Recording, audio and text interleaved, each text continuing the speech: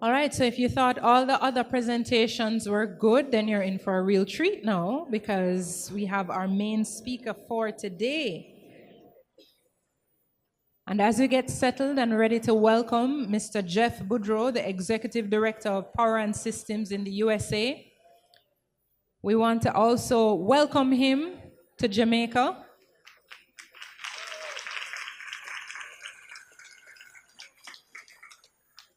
Now, his organization helps to maximize the success of companies through people, and their key areas of focus include leadership development, diversity, engagement, and customer-focused cultures. It was actually founded by Mr. Barry, is it Oshry, who is a pioneer in the field of human systems in organization and who has written books and developed models for this. Now, Mr. Boudro is a results-oriented leader with significant global experience coming to us. So he's used to helping to unleash the power of people at all levels of their organization. He's a dynamic facilitator and a highly energetic leader with a proven track record of leading high-performance teams and identifying and developing talent. Previous to Power and Systems, Mr. Boudro held a number of leadership roles in the HR functions of companies, including Macy's and Hanover Insurance Group and Staples. So please help us give a warm Jamaican welcome to Mr. Jeff Boudro. Thank you, everyone. Actually, this is, I was counting up last night how many countries I've been to, and this is number 56 for me. And I'm feeling really stupid because what a tropical paradise. It should have been number 2 for me. I was scraping ice off my windshield last week, which is just wrong. And now I'm here. So I'm feeling very fortunate and very blessed to be with all of you. After that very long introduction, I feel humbled to, is that me you're talking about? We are a company called Power and Systems, and we specifically focus on organizations and helping people see how can they personally expand their influence and their power regardless of where they are in their organization.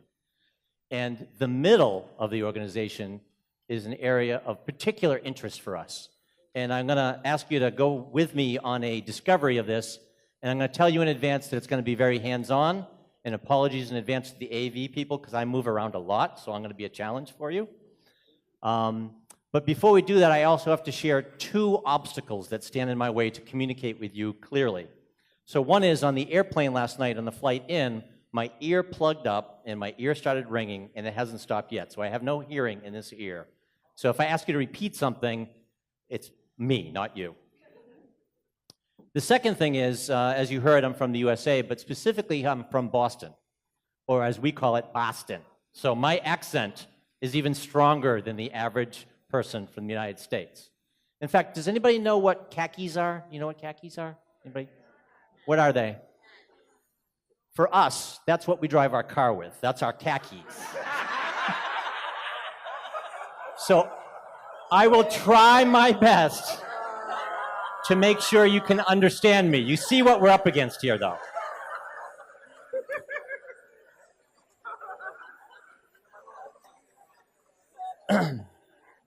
With that said, let's jump in, because as I mentioned, we really want to explore this middle space in the organization.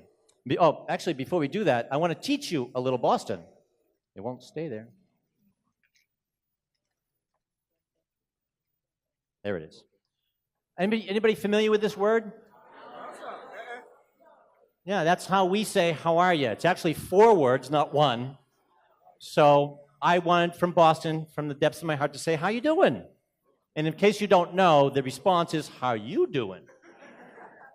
So today I think we're going to have a lot of fun and get to know each other, and we're going to really do a deep exploration on mastering the middle space, or what we refer to as middleness. We actually invented a word for this, and really turn that into organizational power. In fact, it's our belief that the single most untapped place for power in the organization is the middle of the organization.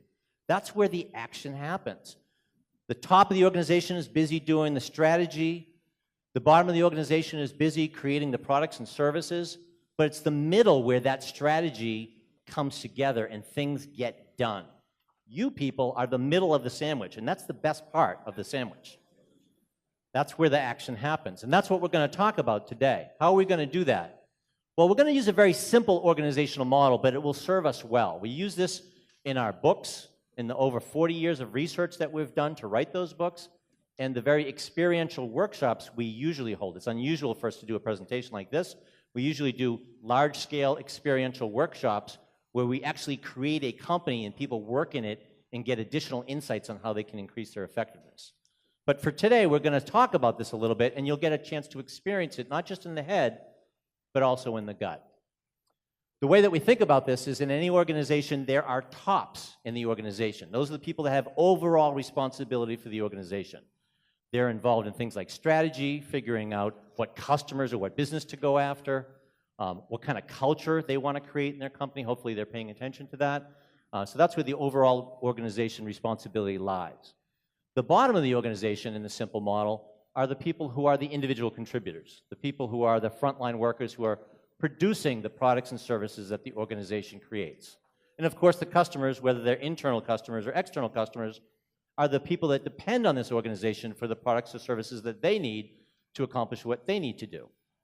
And in the middle of all that are all of you, the middles, the people that exist in between. In fact, the reason we have to show this slide is that you really can't talk about middles without understanding the context around you. Middle wouldn't exist if there weren't people on either side of you. In some cases, it's people above you and below you, as is in this model. Other times, you're side to side, where maybe you're in between a customer and a provider, and you're the person in between, a liaison or a consultant.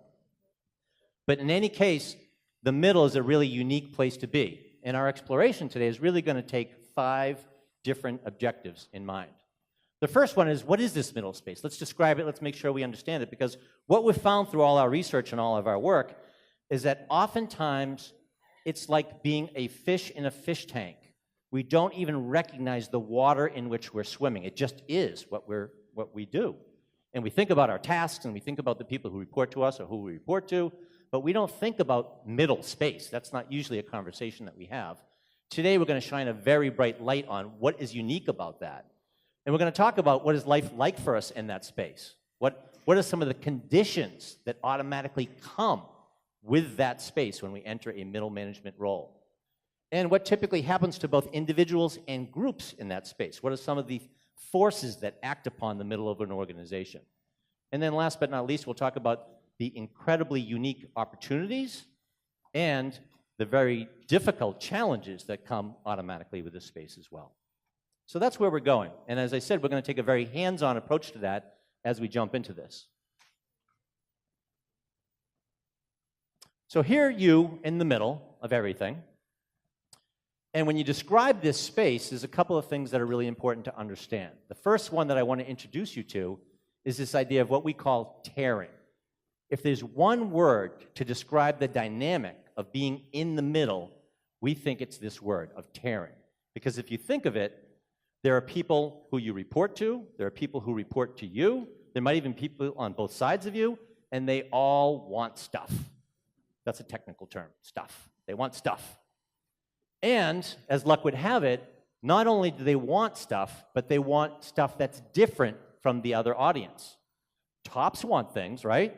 They want more results. They want less costs. They want faster delivery.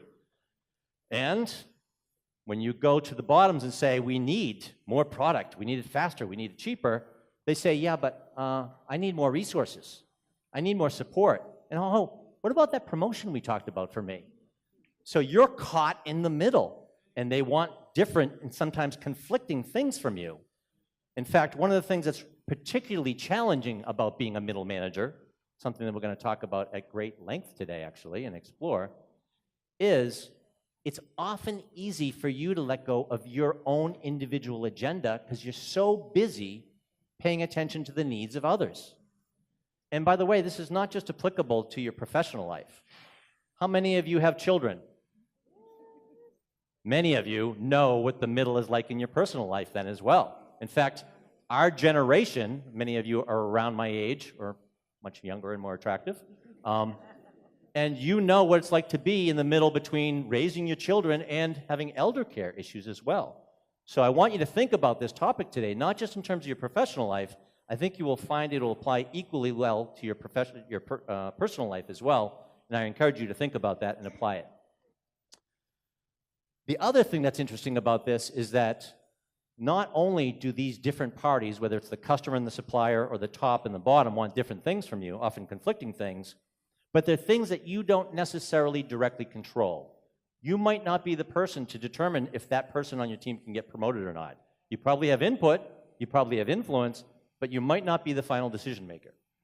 So they're asking you for things that you can't personally give them necessarily. You can work at it, but they might see you as an ineffective middle manager. Oh, it would be so much better if this person wasn't so wishy-washy, or if I could get them to really deliver what they said they would. And the top, same thing. They're asking you to produce more products and more services. Do you create those? No, your people do. So oftentimes you're put in the unenviable position of being asked for things and having more and more and more demands placed upon you that you don't even directly control. So why would anybody want a middle manager position? Because it's so cool, and we'll talk about that as we get into it. It sounds dire at first, but as we jump into this, you'll see that there's amazing potential here for power and organizational transformation that exists within the middle space. To do this exploration, I don't want to sit here and talk at you for the next hour. You probably don't want me to do that either. So we're going to get you involved. So if you were hoping to sit back and just kind of coast to this last hour, I'm sorry, we're going to put you to work. But I think you'll both enjoy it, you'll get some great insights, and you'll probably interact with some people you haven't had a chance to interact with much yet today. So the first thing we're going to ask you to do, this is everybody individually, I'm going to ask you to think about some situation in which you have experienced this tearing that I'm talking about, that you're between two people or two sides or two groups. And as you think about that situation, I'm going to ask you to get really clear about a couple of things. One is, think about one person as person A. We'll keep it real simple. One person A and the other person on the other side of you, or the other group on the other side of you, is person or group B. And I want you to get very clear about what is it that person A wants from you. What's their agenda? What do they want you to do? And then I want you to think about what does person B want from you? What's their agenda? What do they want you to do? In fact, you can write this down if this would help clarify it for you. But I'm going to give you just 2 minutes to think about a good example in your head and get really clear on when you're in the middle, what does this person want? What does this person want? And again, I don't care if this is your husband or wife and your child, if this is a school teacher and your child, if this is your boss and your direct reports, if this is a customer of yours and a service provider, you can choose the example that's most relevant to you. Before I get started, any questions on what I'm looking for this 2 minutes? All right, go to it. I'll give you 2 minutes on the clock.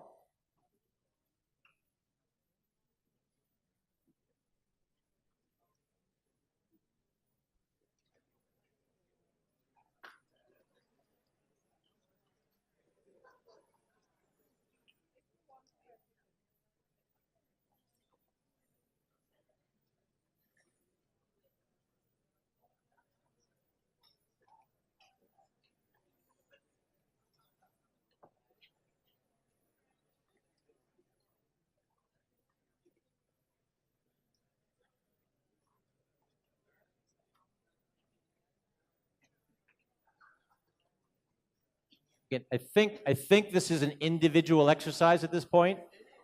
I think. Unless you're just bouncing ideas off your partner, which is... But I want to give you another minute or so to come up with a situation and get really clear about the A and B agendas that are tugging at you.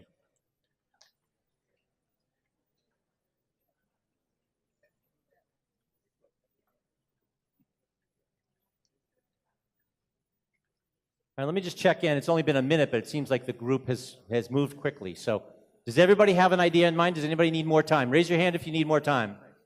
Otherwise, we're going to move forward. We're good? All right. All right, so part 2. This is the part where I'm going to lose control of the room, and it's going to get really loud in here, and that's okay. Before you go, let me just get the instructions clear, make sure there's no questions, and then we're going to unleash you. So we're going to ask you to get into groups of 3, into trios. we're going to ask you, with your two partners, to identify which one of the three of you has the most compelling example to work with, because we're going to work with that quite a bit. That person is going to become the middle in your trio. You with me so far? A nod or a grunt or something would be helpful. Yes? Yes? All right. Good. So, before you go, wait a second, let me just get through the instructions. Once you get the middle identified, I want to make sure you're clear on the instructions. Once you identify the middle, you're going to actually move your chairs if you need to, so that person is literally sitting between the other two people. So you might need to move chairs to get to a group of three, and I want everybody to group of three. No groups of two, no groups of four, definitely not groups of five, but groups of three. So go ahead and do that. I'm going to give you 1 minute. Let's go quick as you can. Get in a group of three, please.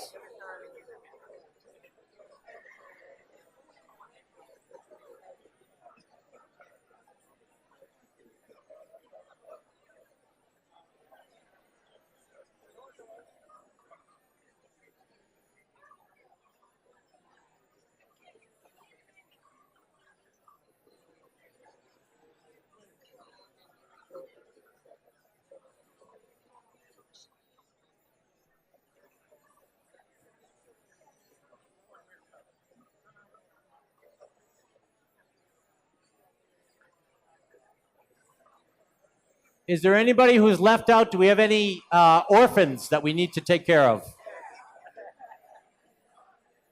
Everybody in threes?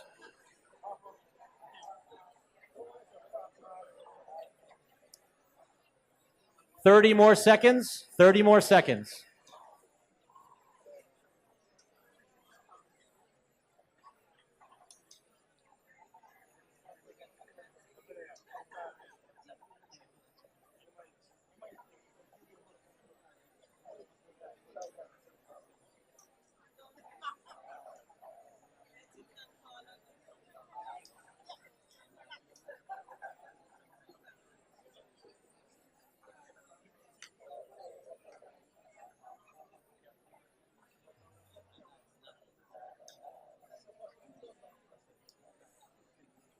Okay, if you can hear my hands, please clap once.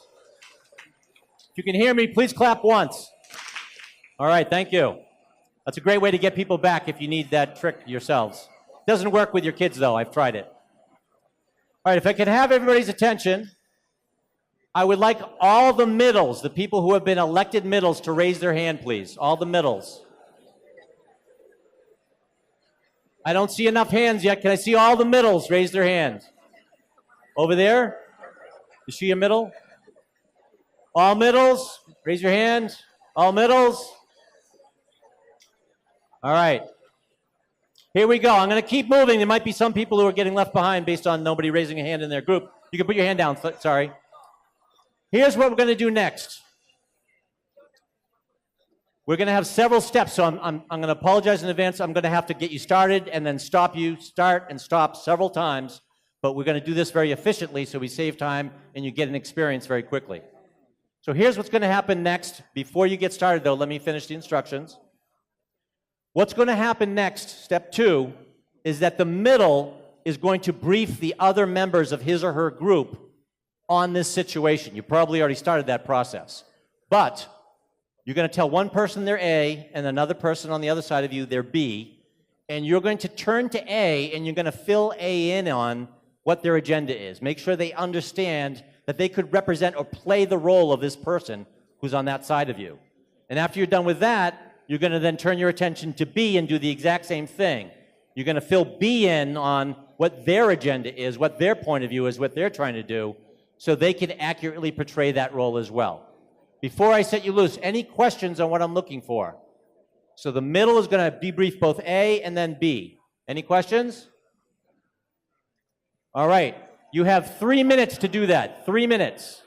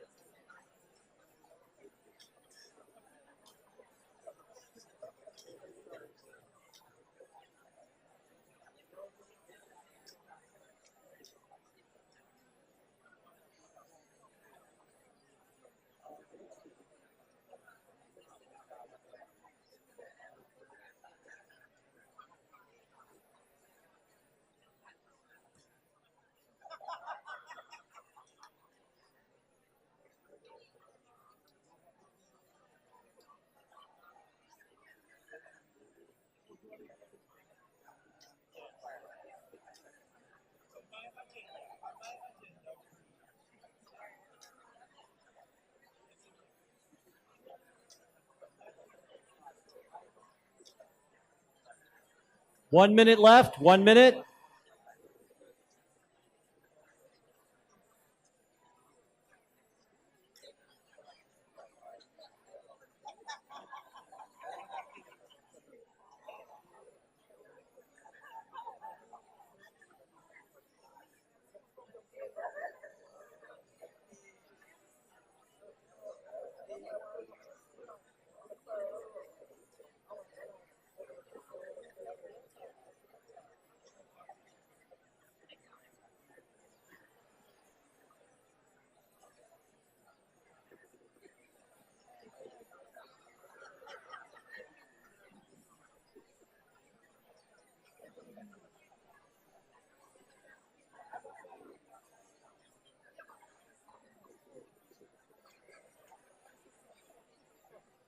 Fifteen seconds.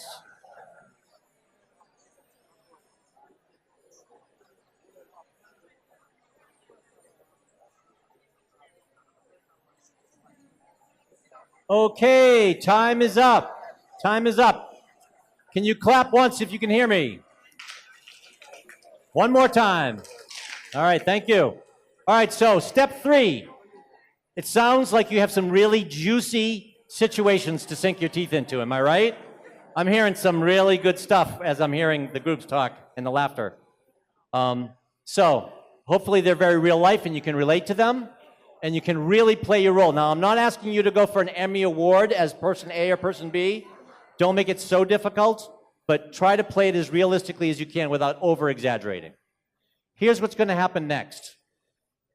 Person A is going to have 60 seconds to lay their most persuasive argument on their middle. And then we'll stop after 60 seconds.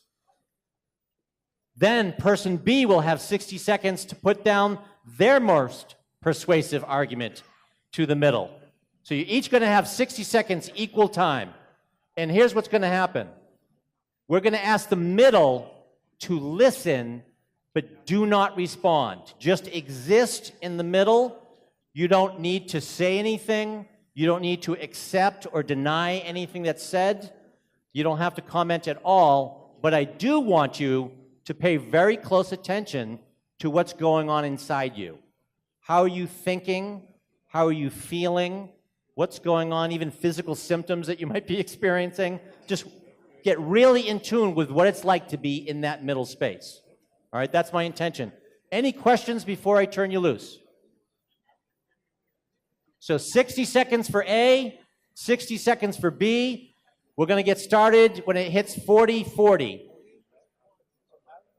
To go. A, 60 seconds on the clock.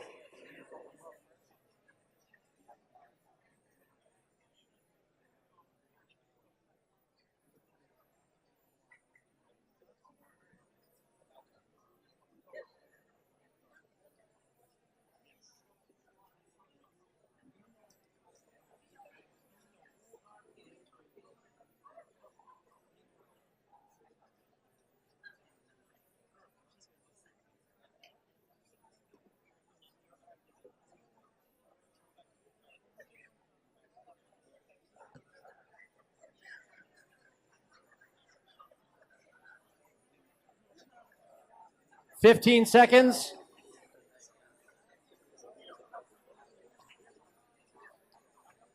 5, 4, 3, 2, 1. Switch. B's. B's turn. 60 seconds.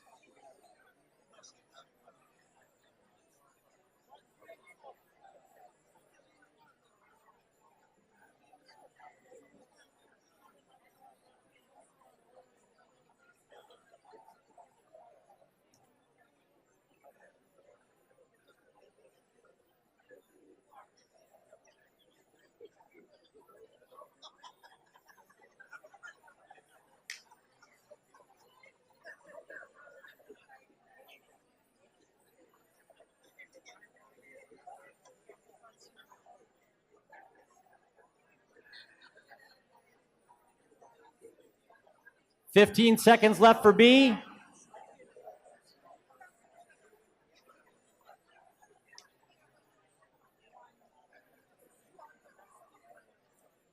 5, 4, 3, 2, 1. All right, stop. All right, bees, you're done.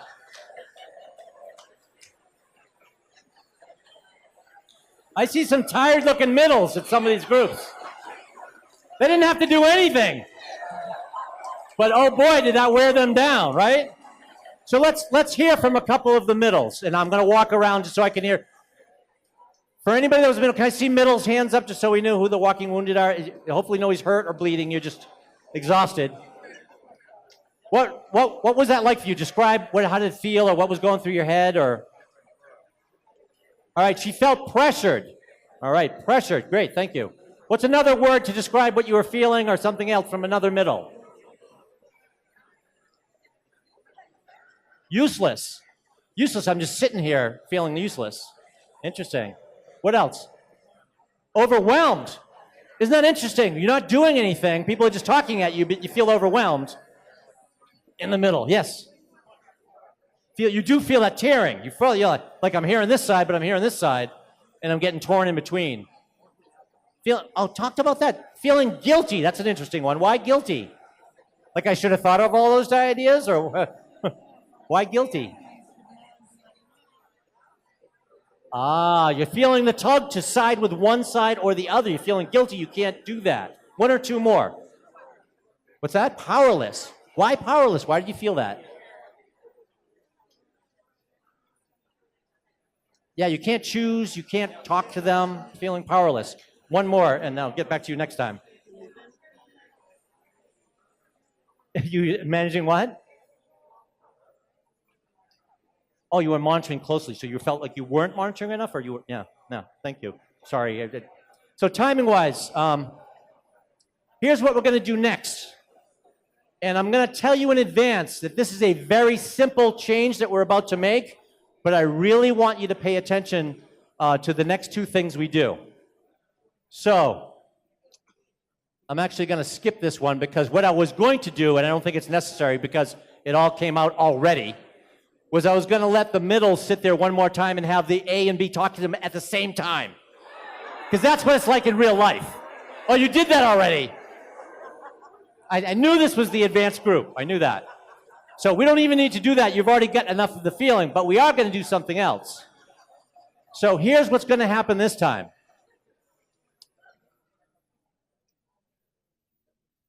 This time I'm going to ask the middle to pull back their chair. And you're going to get out of the direct line of sight between A and B. You're not going to remove yourself entirely, but you're going to let A and B talk to each other this time. Now, don't go anywhere yet. Here's what's going to happen. Yeah, the middles are loving this now. They're like, oh, yeah. Who let the dogs out? It's just, woo! All right, so here's what's going to happen. A and B, I want to make sure you have direct line of sight. You can talk directly to each other. Now, we're not going to make this high stakes or high pressure at all. As you can see, we're going to ask A and B to simply talk to one another. All right? You don't have to resolve anything. You don't have to win. You don't have to beat the other team. All you have to do is share your perspectives, and the middle, who stepped out a little bit, can hear it all happening. And again, I want the middle to, again, don't observe, just notice what's different this time. Same exact conversation, but this time you aren't directly in the middle. They're talking to each other. And we're going to give you just 90 seconds for this one. So at my count, please do 90 seconds, A and B. Don't try to solve it, just hear each other out. 2, 1, go.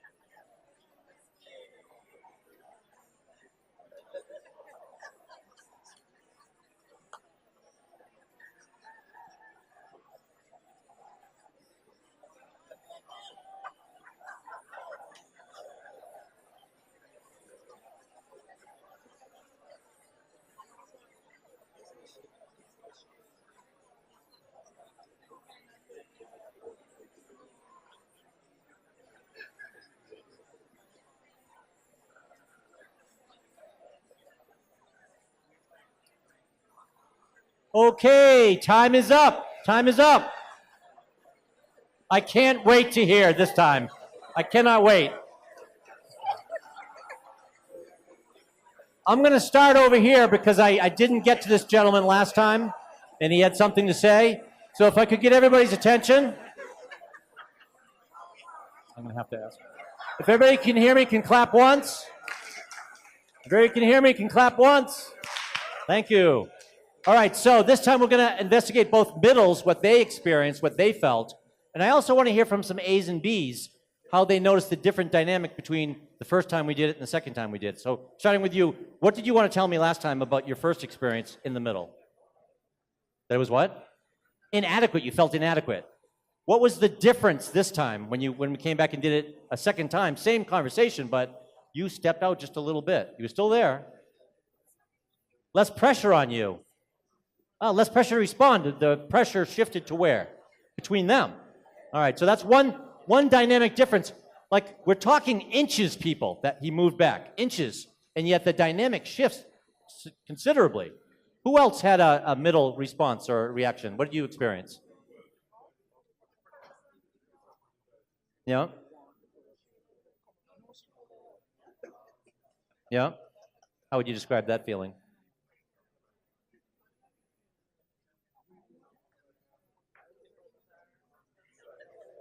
Ah, more impartial, perhaps. Yeah. So very, very divided the first time. The second time, by the way, you didn't mention this, but he was laughing a lot more the second time than he was the first time. I don't know if you heard that, but he's got a big, great laugh, and I heard it over there. So feeling much more impartial, much more able to kind of really hear out the merits. How about anybody else? What did you experience in the middle? Ah, sharing the pain. He said, I'm relieved to see that they experienced the same pain I did the first time. There's a really interesting dynamic that happens, and I saw it play out, but you can tell me whether it happened in your group or not, because I couldn't look at every trio, is that when you're in the middle and someone wants you to do something or gets you to do something with that other person, it's real easy for them to lay it on thick with you. You know, they can exaggerate, they can really go hardcore in terms of their argument. But when they're talking to the other person, same discussion, all of a sudden they tend to be more reasonable. Do you see that? Oh, she went from very unreasonable to reasonable? Ah, so the language even changed. It went from, I need you to do this, to, could you help me? Very interesting dynamic. I'll be right back.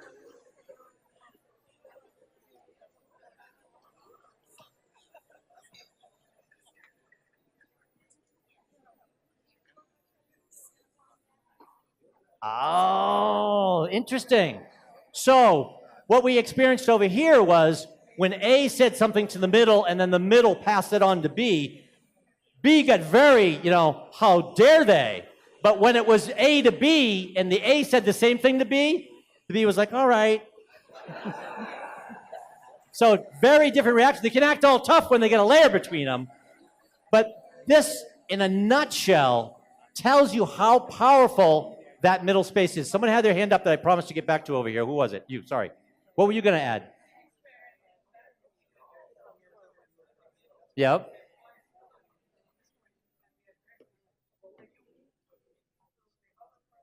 The voice in tone. Ah, so not only did the words change, not only did the attitude change, even the tone of voice changed. Really interesting to pick up on all that. So it's real easy to be, if you're the middle, for someone to be unreasonable with you because you have to pass along that bad news. But if suddenly they're delivering it directly, the dynamic shifts considerably. Not this much, this much. So this, in a very simple way, really illustrates both the challenges and the opportunities of the middle space. So I didn't want this to just be a discussion up here in the head. I wanted you to feel it in the gut. And it's clear to me that you just experienced in a very short amount of time what you've probably experienced over a good chunk of your career, actually. Never mind your family life and everywhere else that this applies to. So this is exactly what we want to get at today. And I would actually like to hear from a couple of A's and B's, if there's anything new that we haven't heard, what it was like for you. Can you?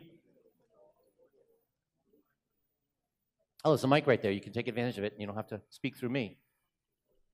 She doesn't. Going well. It was going But well. now I'm thinking as a bee, I now feel so exposed because when the conversation got to a deadlock, my job security was threatened. Ah. Yeah.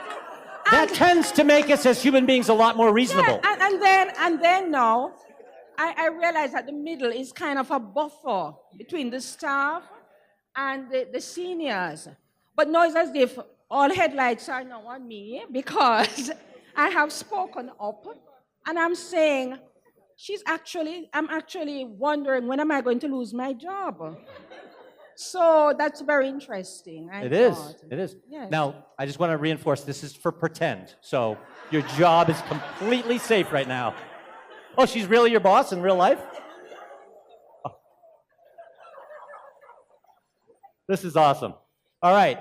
So let's talk about this now. Now we can go back to what we were talking about, and it'll make more sense. Again, not just in the head, but in the gut. So in this middle world that we're talking about, that tearing definitely exists. In fact, I'm going to use a strange analogy right now to describe it because we say it's like a puddle. Now, why would I say that? Because it's true that if you step in a puddle, it's wet. It's also true that before you ever stepped in that puddle, it was still wet. And that's true of the middle space. It's true when you're in that middle space, you feel that tearing. But guess what? No matter who was put into that middle space, that condition exists. It's like it's waiting for you to step into it. It's not you. It's not like, oh, we should get someone else to be a middle, because no matter who you hire, who you train, who you recommend therapy for, they're still going to face some of the same challenges. That's just part of what happens. And by the way, we don't have time for it today. I wish we did. But there are similar challenges for the top, for the customers, and for the bottoms. There are similar predictable conditions. And the thing that is most troubling about these conditions is that our natural reaction as human beings is actually, our natural reflex actions, if you will, actually increase the amount of tearing we have as middles. It actually increases the amount of burden we feel as tops. It actually increases the feeling of neglect that we often feel as customers, et cetera, et cetera. So the natural reactions that we take oftentimes add to what we're already struggling to deal with effectively.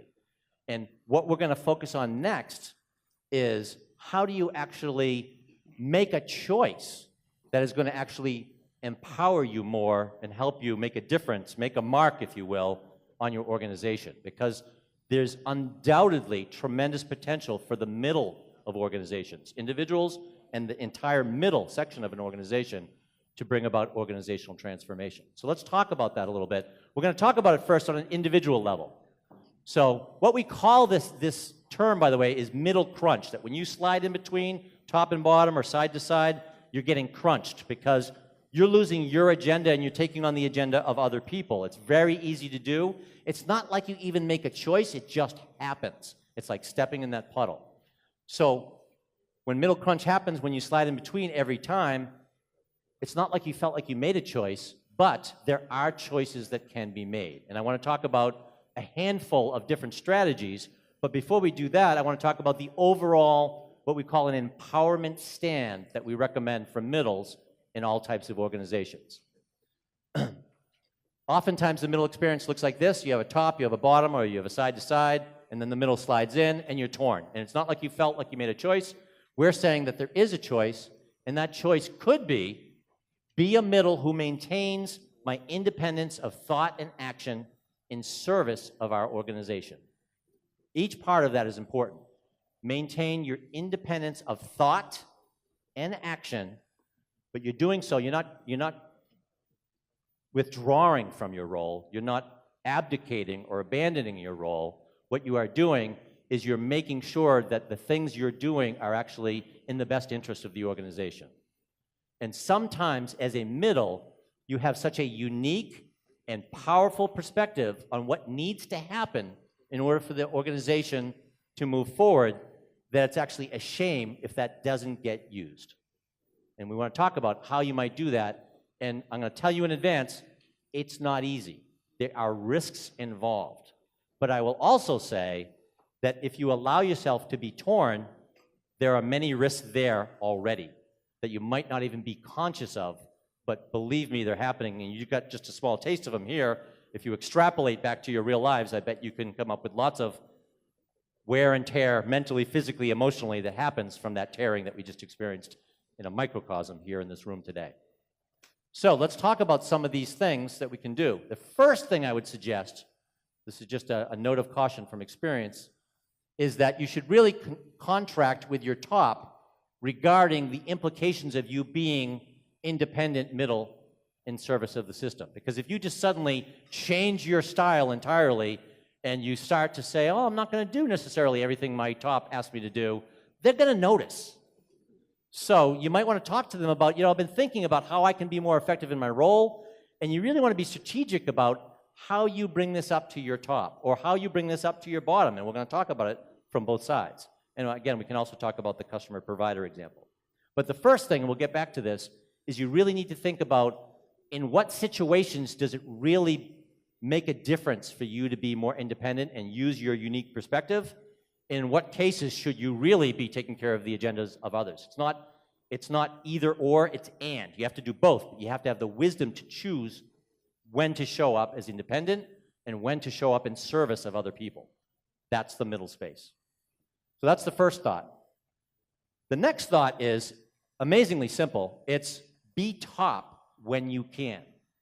In fact, I'm going to ask you from this day forward to notice when you as a middle manager can sometimes relegate yourself to the middle, when in fact you could step up and be top.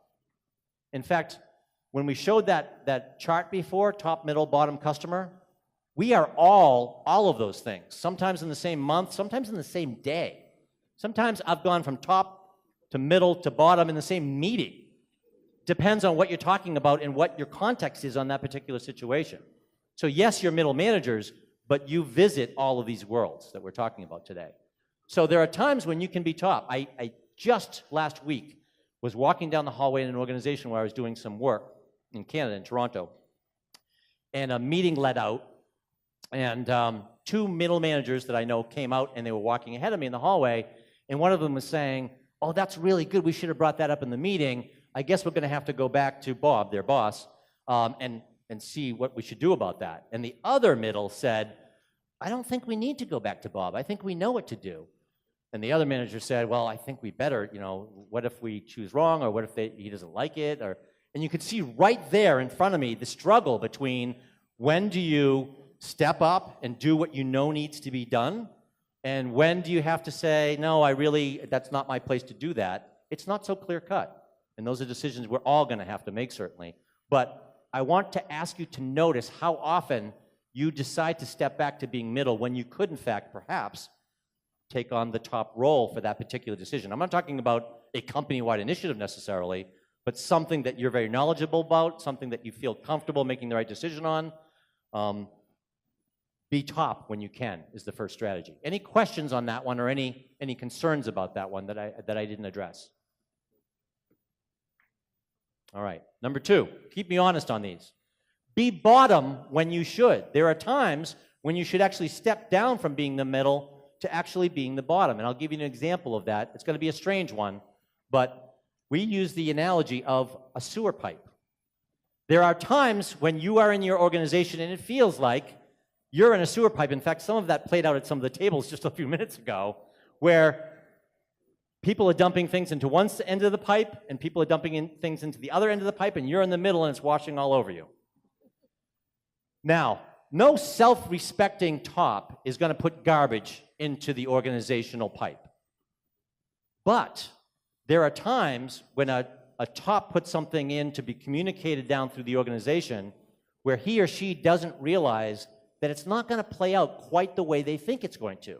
And you, because you're closer to the frontline employees than they will probably ever be as a top, you know how that's going to play out. You know how that's going to land. You know what the conversation around the lunchroom table has already been on this topic. Am I right?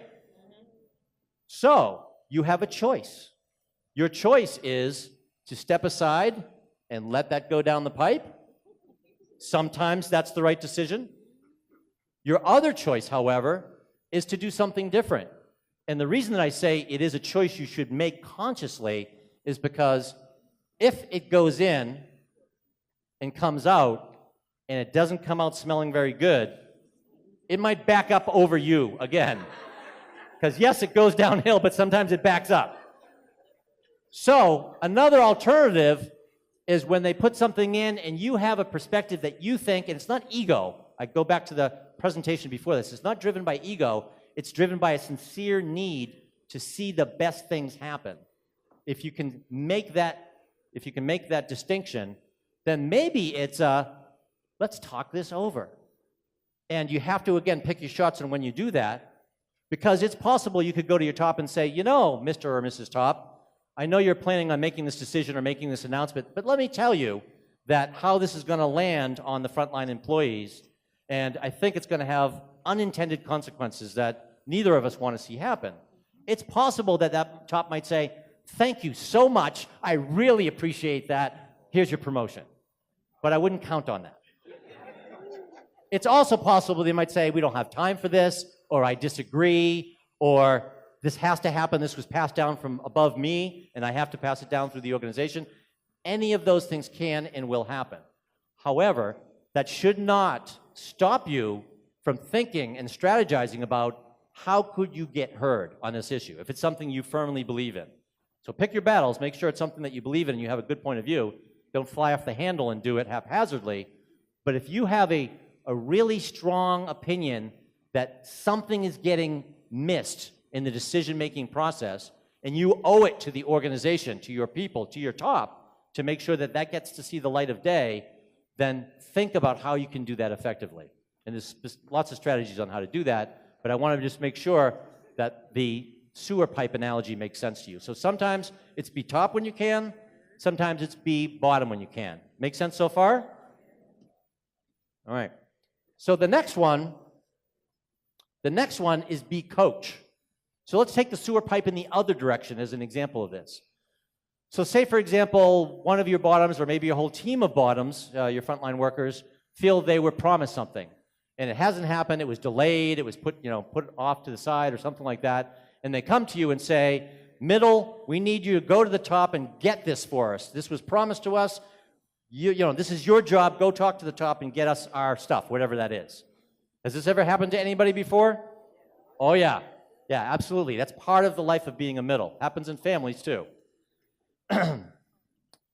So, you could say, yeah, you're right. I promised to take that on, or yes, that's my job, and you could go do that. And I'm not saying that's wrong. It's also possible that your strategy could be to be a coach and say, you know what?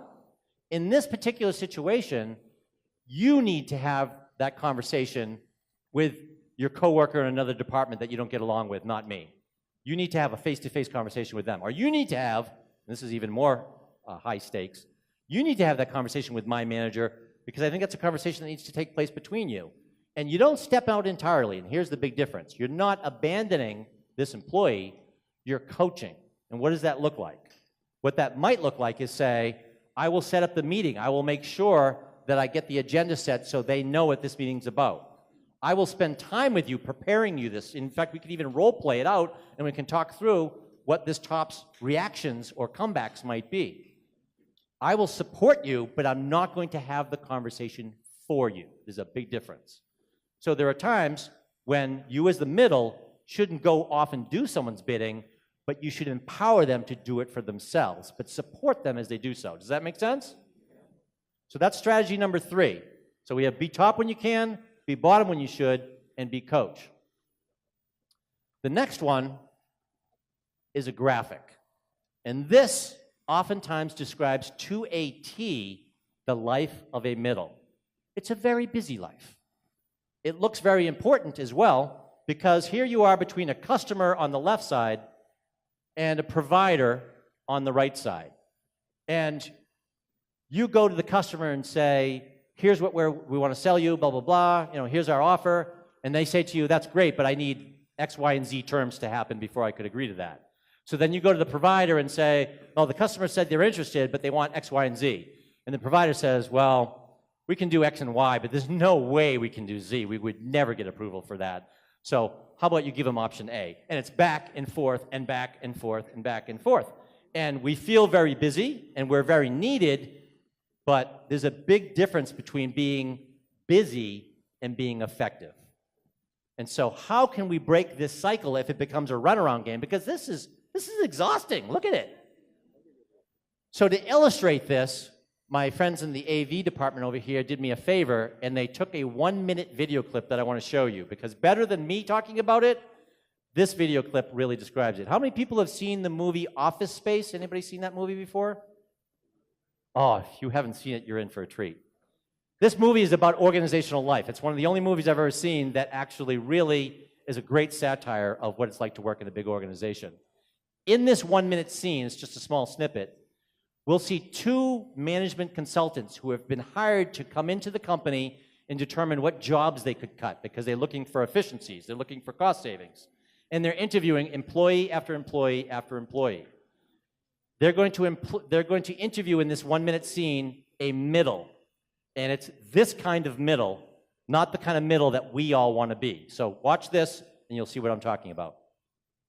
What you do at Initech is you take the specifications from the customers and you bring them down to the software engineers. Yes, that's right. Well, then I just have to ask, why couldn't the customers just take them directly to the software people, huh? Well, I'll tell you why. Because engineers are not good at dealing with customers. So you physically take the specs from the customer? Well, no, my secretary does that, or the fax. So then you must physically bring them to the software people. Well, no. Yeah, I mean, sometimes. What would you say you do here? Well, look, I already told you. I deal with the goddamn customers so the engineers don't have to. I have people skills. I am good at dealing with people. Can't you understand that? What the hell is wrong with you people?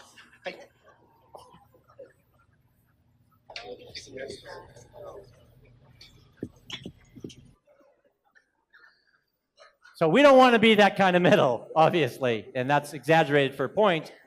But you got to make sure that if you're not stepping up, you're not over time stepping out of your job or stepping out of being effective in your role. That's obviously a very big exaggeration. But yes, you can say, no, I'm going to step aside and let that message go down the pipe, or I'm going to go take on that responsibility and talk to the top on behalf of the bottom and not coach them to do it. And you can do that. But over time, if you keep making choices that seem like low risk for you, you're actually making a big risk over time about not being seen as effective in the organization. And I think it's little doubt in that situation who the 2 Bobs, their management consultants are both named Bob and Bob, who they're going to be cutting in this organization. So hopefully that was funny enough to be worth the minute.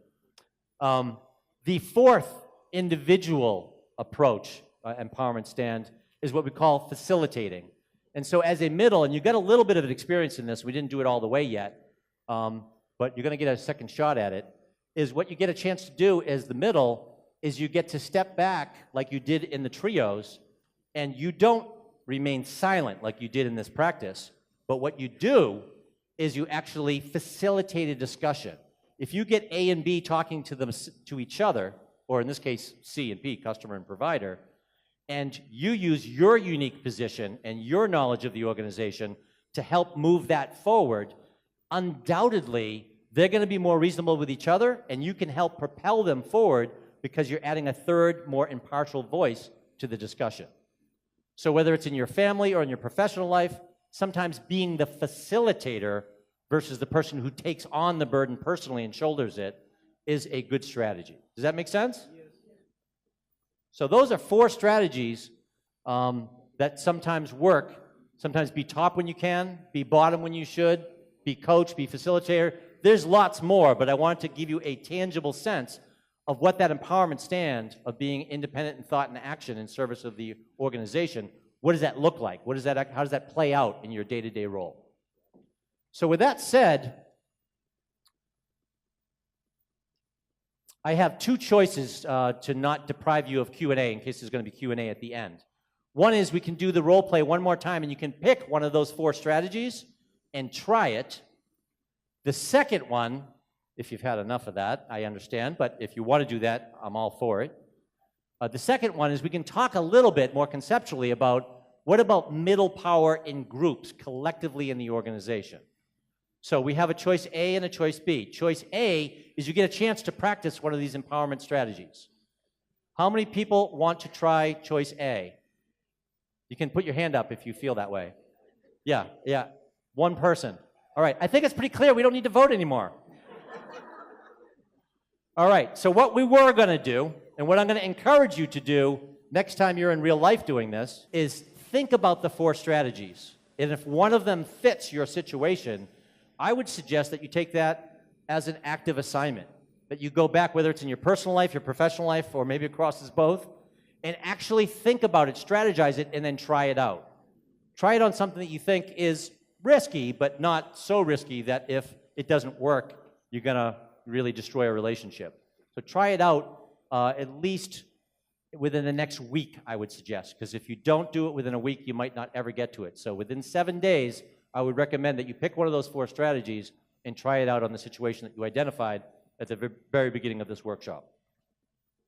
With that said, again, the middle leadership stand, you'll notice that it says be a middle who maintains not only my, but our independence of thought and action in service to the system, because this is also true for us collectively as middles, because you have other middles back at your organization who might not be here today. So one way to think about that is the key strategy for collective middle power is a term that we call integration. And integration is something that most middle groups do not do at all. Again, like the puddle analogy, it's something that doesn't even occur to most middles to do because they're so busy helping to please their tops and their bottoms, their customers and their providers, they don't have time left over to collaborate with their peers in the middle of the organization. And I'm here to tell you that the single most powerful way to unleash the power of the middle of your entire organization is to not only work independently in your lanes, but periodically come together to integrate. Now, what does that look like? Here are some examples. Integration means that you share information.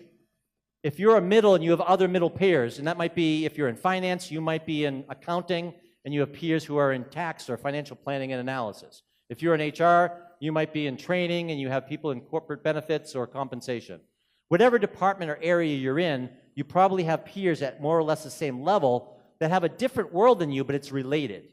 And you have an opportunity to share information because you each have different pieces of the puzzle about what's going on in the organization.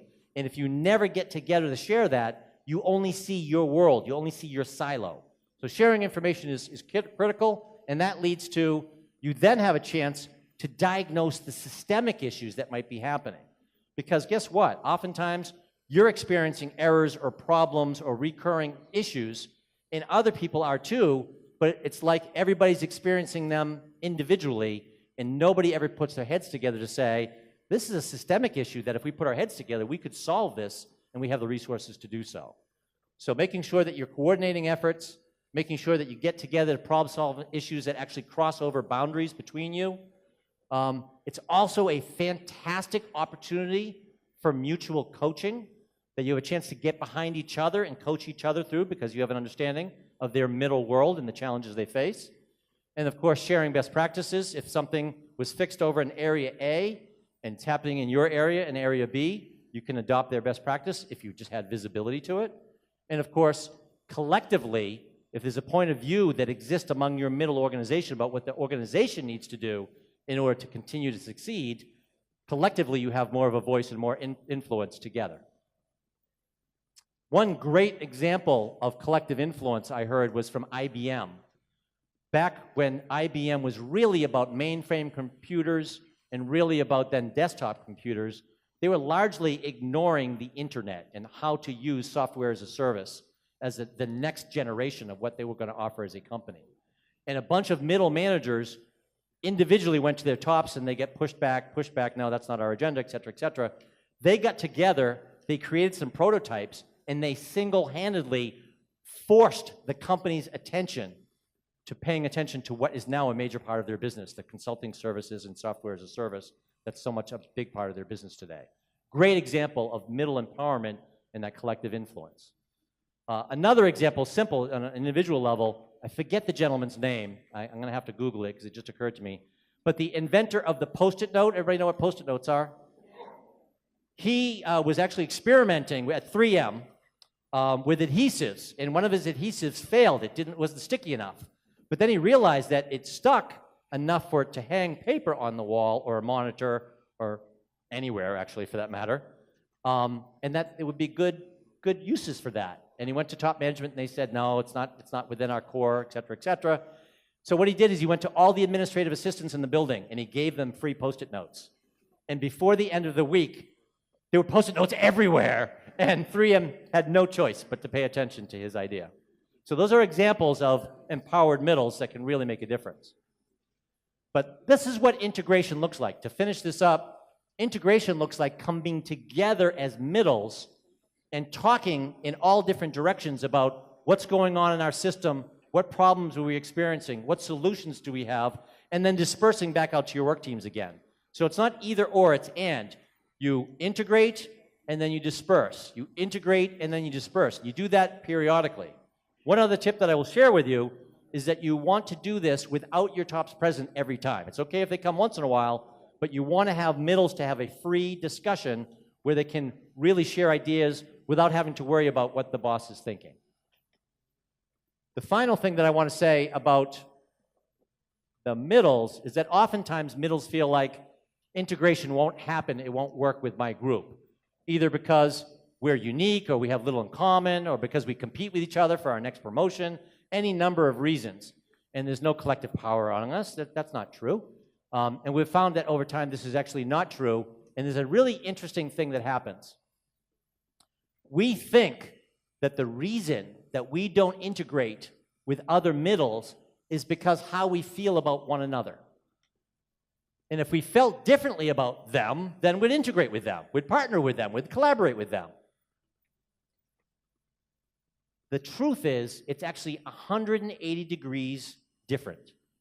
The truth of the matter is, we feel the way we feel about one another because we don't integrate. And if we did integrate, if we did get to know them, what their agenda was, what their world was, what their skills were, we would feel differently.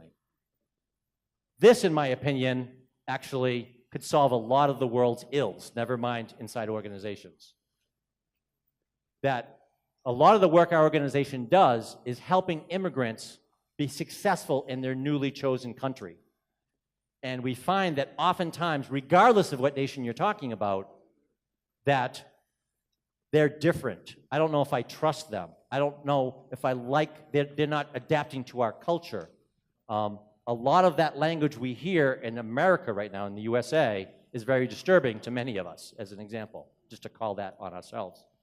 And what we actually believe, many of us, and certainly my business does, is that if you get to know people, if you actually find out more about them, you will feel differently about them. Thank you very much.